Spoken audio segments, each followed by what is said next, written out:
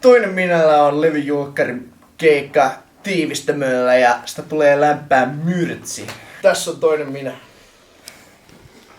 Yes. Tiedän, että teillä on vaihtunut niinku, ollut lineup changes ja kaikki, niin sille kun on jonkun tietyn porukan kanssa, tekee hommia sille aika kauan. Ja sit siitä lähtee joku tyyppi pois. Tuntuuko siltä, että niinku tunnelma on muuttunut? Tai ilmapiiri on muuttunut? Siitä edellisestä versiosta, mitä te olette ollut. Siitä toisesta minästä, mitä te Niin, se toinen minä. Se oli se ensimmäinen. Vai onko tää nyt se kolmas? Niin, kolmas nainen. Mun mielestä tunnelma ei ole oikeastaan muuttunut kuin vaan parempaan suuntaan. Tai sillä, että mun mielestä se meidän fiilis on pysynyt aika samana.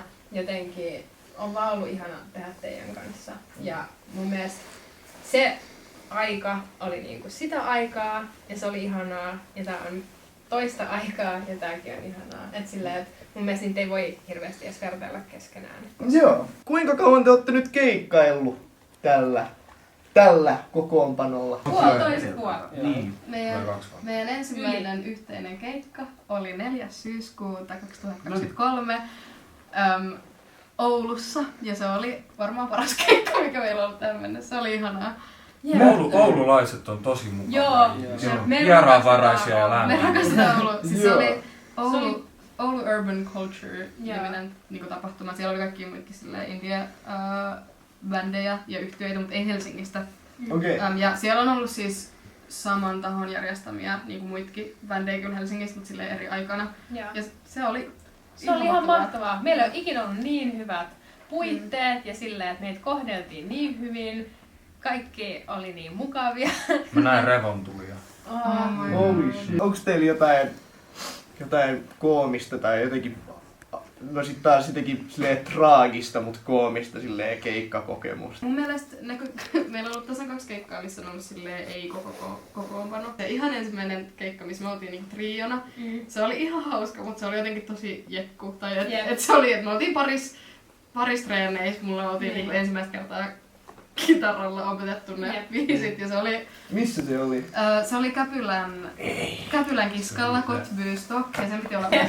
Se koko päivä oli yksi vitun iso katastrofi. Niin se oli kyllä hauska keikka, mutta se oli aika niinku koominen. Sitten toinen oli silleen, että mulla ja Iiriksellä piti olla duokeikka viime kesänä.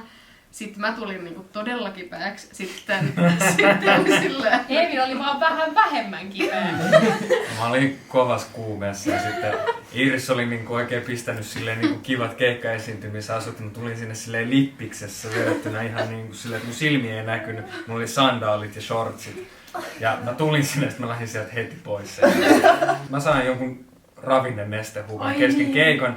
Muistan puolet siitä keikasta, mut meni ihan hyvin. Se oli tosi se oli todella hyvä keikka. Perkeleen hyvin, mutta sillä sen jälkeen sä olit... Mä makasin tyyliin hillan keittiön lattialle ja söin suolaa. Joo, mä juostin mun kotiin ja sit me laitettiin sellaisen niinku, mulla oli jotain pähkinöitä, ne oli ainoat ruokaa, mitä mulla oli kotona. Ja niitä Vaasan ruistola, mutta niitä ohut versio. Joo, ja sit iso lasi vettä, mihin sekoitettiin vitusti suolaa ja sokeria. No damn, aika disaster. Mä vähän tälle. Mun pitää antaa kehua, että toi levy oli silleen tosi hyvin niinku tuotettu. Ja että se soundi oli jotenkin tosi hienosti tehty. Kuka tän on miksannut? Onko tässä ollut tuottajaa taustalla? No me ollaan tuotettu tää Iiris pääosin, mutta silleen, että tuotanto on silleen meidän yhdessä tehty. Kaikki on niinku yhdessä ja yhdessä äänitettiin. Ja soundit valittu ja niinku sovitukset on niinku kaikki. Meillä oli myös äänitysavussa silloin, kun äänitettiin rummut ja flyygeli.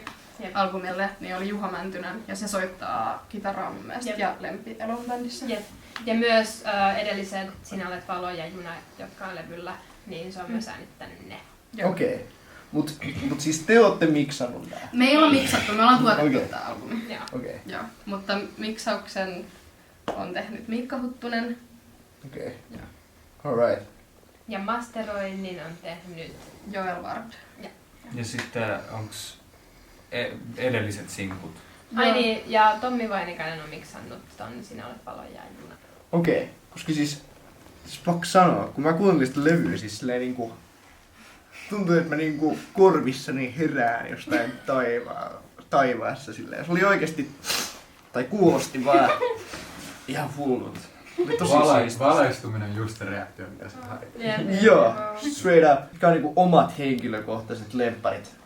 Kohdat biiseissä. Joku yksi lempparikohta siitä koko levyltä. Silleen, että kun sä harjoittelet niitä biisejä tai sua livenä, sit sä oot silleen, että ei vittu, nyt se tulee, yeah! Stallonen väliosa, tai korjaan kitarasoolo.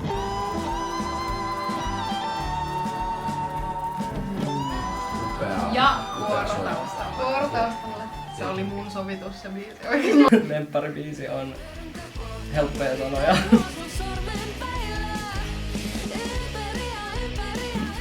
Koska en mä tiedä, siinä tulee jotenkin niin semmonen hyvä energia soittaa ja sit jotenkin pääsee omasta kuorestaan. Plus varsinkin kun Hilla on ruvennut leikkiä sen äänellä siinä niinku levytuotannossa.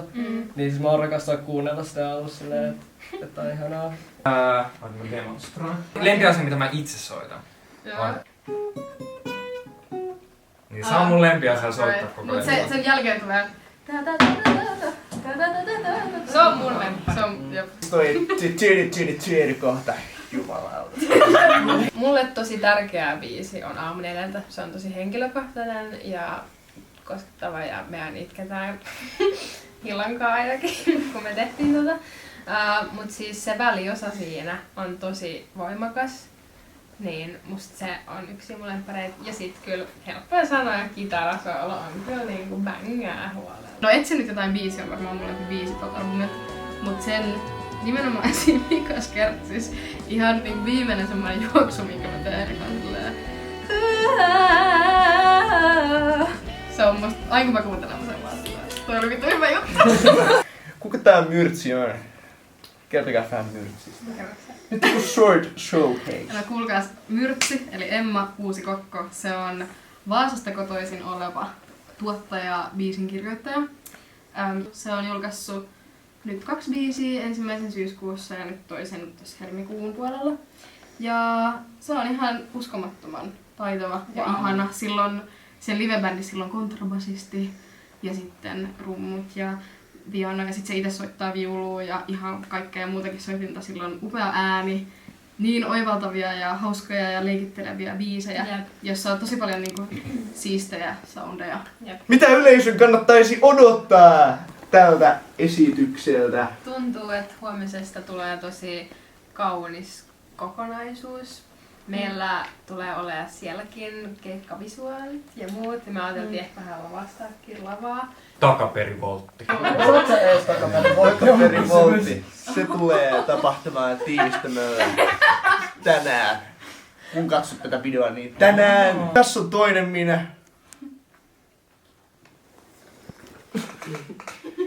Tässä on minä, Maatte. Ja tässä oli toinen minä, haastattelu with minä, Atte.